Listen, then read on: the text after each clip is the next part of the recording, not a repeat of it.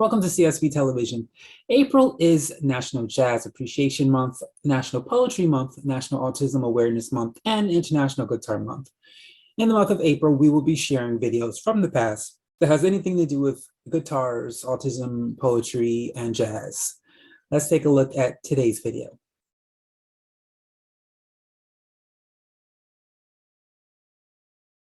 You're watching The Ready Writer, a show where I get to speak to writers of all different genres, mediums, and experiences. The Ready Writer. Are you ready?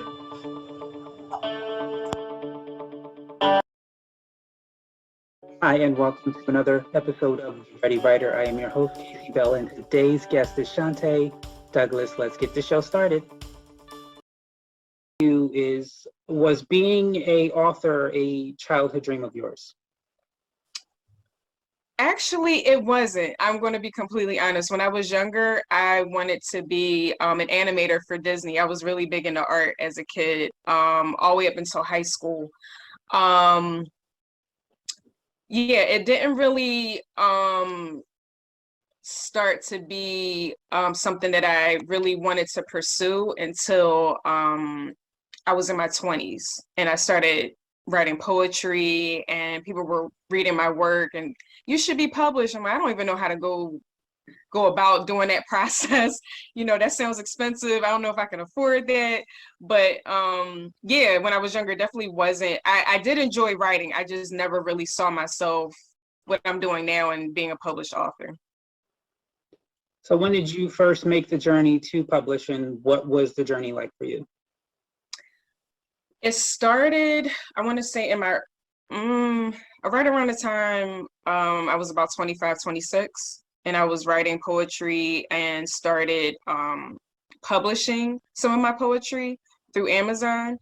One of my friends had told me, yeah, you can actually put a book together, you know, submit the files and they can, you know, put the book together for you.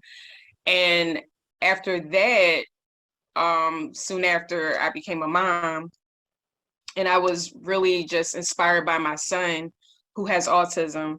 And I wanted to write a children's book that represents him and everything about him that I love and appreciate. And I didn't see enough representation of our Black kids with autism in literature at that time. So that was really my biggest influence. But it's not easy. A couple people ask me, like, you know, what's the process? I'm like, it's the creative part is the easiest part. When you have to get to formatting and uploading and page count, and then if you have a children's book, then you have to collaborate with an illustrator and have a good working relationship with them because they're bringing your words to life through pictures for kids. So it's multi things going on that I didn't really take into account, that now I'm like, oh my gosh, this is like a whole project and a half just to put this book out. So what were some of the things you did learn that during this process that kind of took you were just shocked, you didn't understand, you didn't know? What are some lessons, what are some things you learned during your publishing process? Patience. It's a process. One thing I learned that, you know, once you get through writing the story and editing it and you're pretty much satisfied with the manuscript part of the book, it's really about understanding the process and also building relationships. Like the relationship I have with the illustrator that has done all three of my books, we have an amazing work relationship, and that's really important. People don't think about that when you are, even if you're not doing a children's book, if you're just writing a book and you have to think about an editor or someone else that you're collaborating with. Collaboration is so important. I didn't realize that, you know, before, and now it's very, that's the bedrock of, you know, having a successful project come to life, is just having those really well-balanced work relationships. Awesome. So talk about your book, the title, and a little bit more about what it's about. Yes, so the first book in the series is called The Adventures of Echo Boy and ABC Girl. It's about two Black kids who have autism, and their mission is to fight against bullying and to educate kids on what autism is. They also promote inclusion, acceptance, and It's an amazing book. Like I said, Echo Boy is actually my son. Where I got the name Echo Boy is from my son's speech disorder, echolalia. So I wanted to take everything about my son and celebrate it and let him know that there is no deficit with you. You know, God does not make mistakes, how we're all created, how we're born, and we just need to celebrate that. His sidekick in the story, I totally made her up from my imagination, put a little bit of my personality in her. So she's very feisty. She stands up for Echo Boy. But I just love their partnership in the story because they're all about helping other kids. And the kid that they're helping in the story also has autism. And the way that they talk to the bully and work it out. And then they figure out what I love most about the book is I also wanted to highlight the reasons why the bully is acting out, because sometimes we tend to just focus on the victims of bullying, which we should always support them, but we also need to address why kids feel the need to pick on other kids. And it goes back to, you know, hurt people hurt people. So it's always important to address why kids are exhibiting these behaviors in school. So in the story, they figure out, you know, the little boy is going through some issues with his parents. His parents are getting a divorce.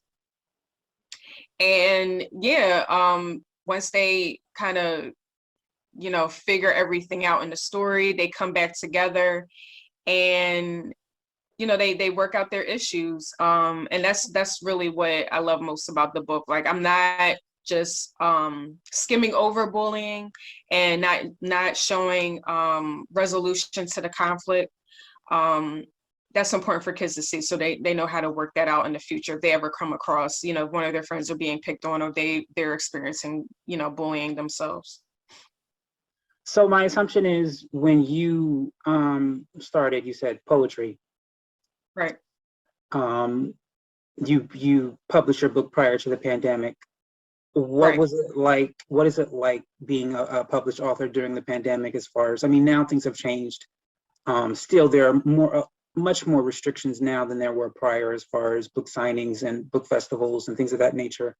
Right. What ways have you changed and done things differently?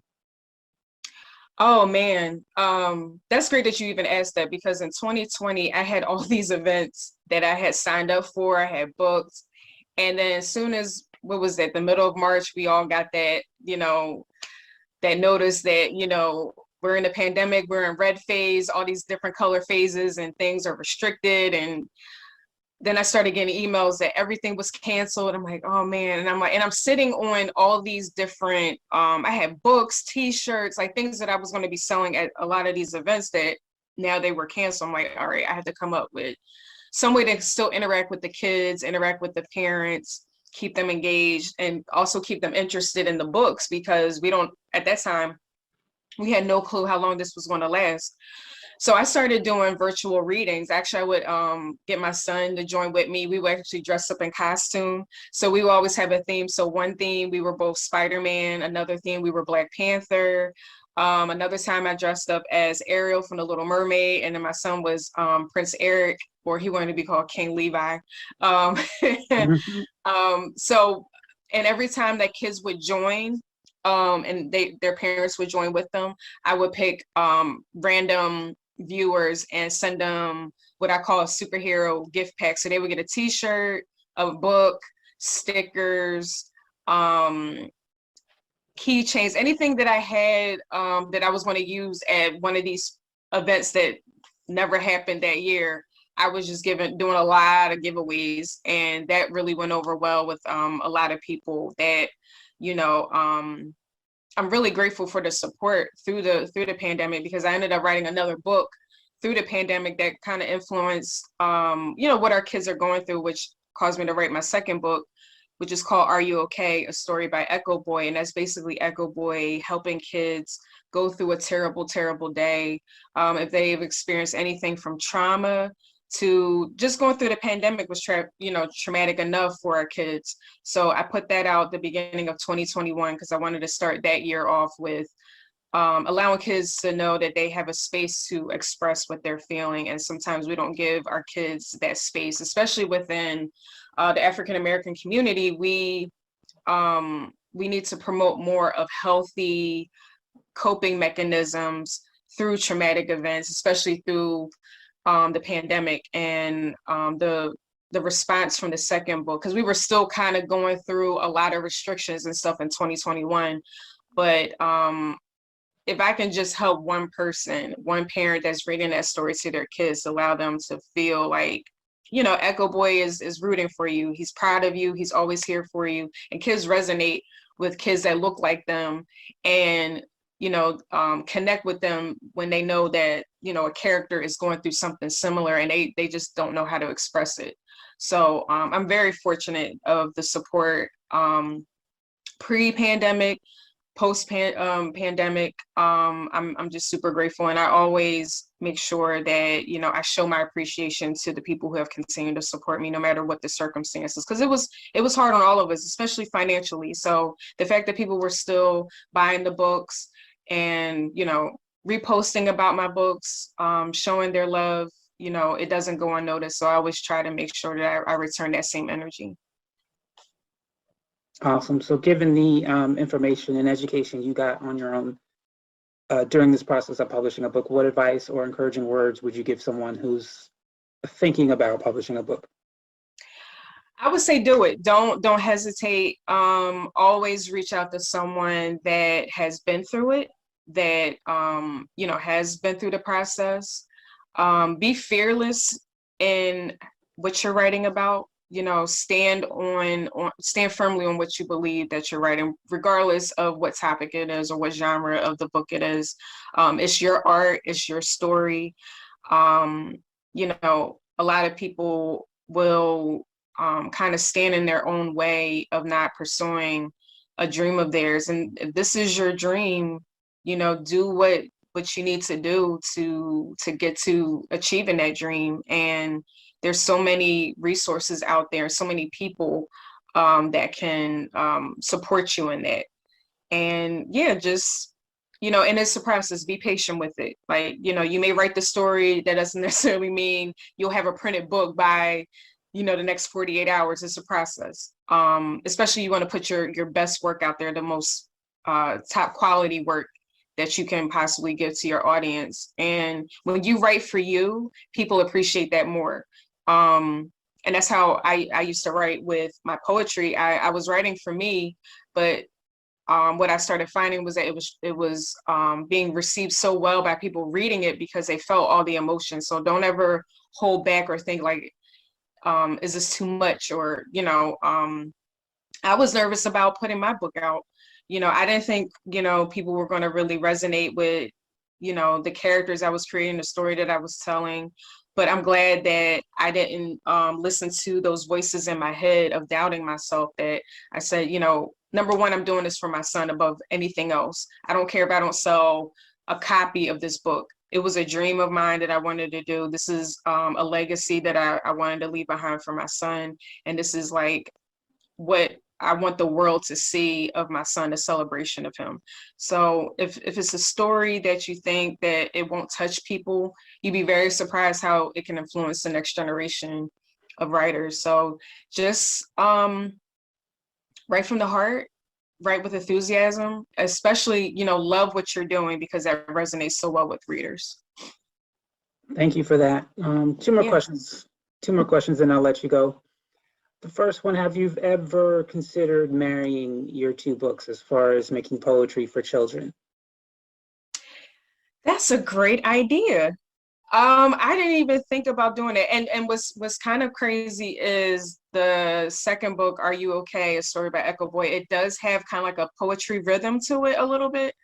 But that is something I will definitely think about in the future. I always have little side projects for each one. Like I have a coloring book for ABC Girl, just to highlight her personality, give her her shine. And then, you know, I have that project for Echo Boy. I'm currently writing a story for a whole team of characters, and each one of them will eventually have their own story to tell to highlight them.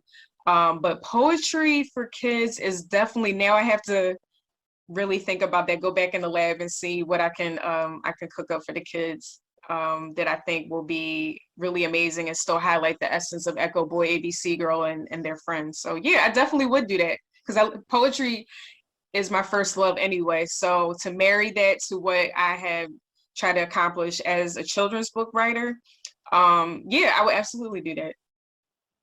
Awesome. All right, so last thing, any final words you would like to give to the parents, guardians, and or children who maybe consider purchasing this book or the series?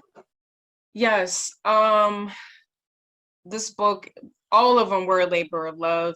I call it an open letter to my son, how much that I love him, appreciate him, celebrate him every single day. To my parents that have kids, to my Black parents, let me be specific, to my Black parents who have kids on the spectrum. Your children matter. All of our kids matter. Keep fighting for your kids. This is a celebration for our children to see them in a positive light that has not been shown too much in the media for our kids. Even and to my parents who have neurotypical kids, this is just to educate. There may be a kid at your children's school that has autism, and you're really not too familiar with autism. This is an educational moment as well. But I really do hope that kids truly enjoy these books. Parents enjoy reading the books to their kids, and hopefully it influences your kids to be future writers. That's always the added bonus.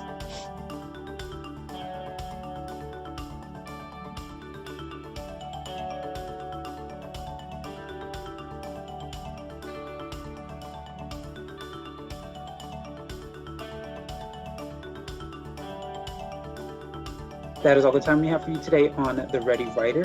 I want to thank our guest, Chanté Douglas, for stopping on by, and you, the audience, thank you so much for watching. Hi, I'm Casey Bell, and I'm the host of The Ready Writer, and we are celebrating the Children's Book Week.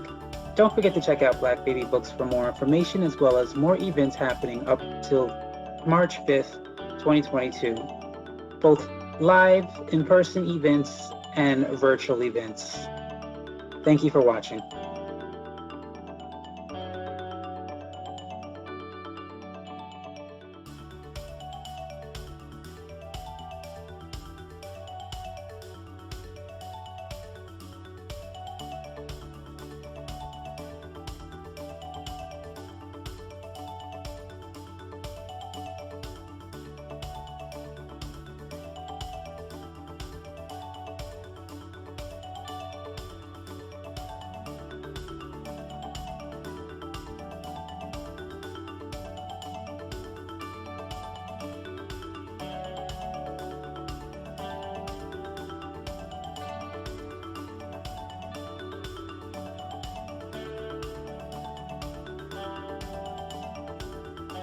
That is all the time we have for you for today. Thank you for watching. We hope to see you again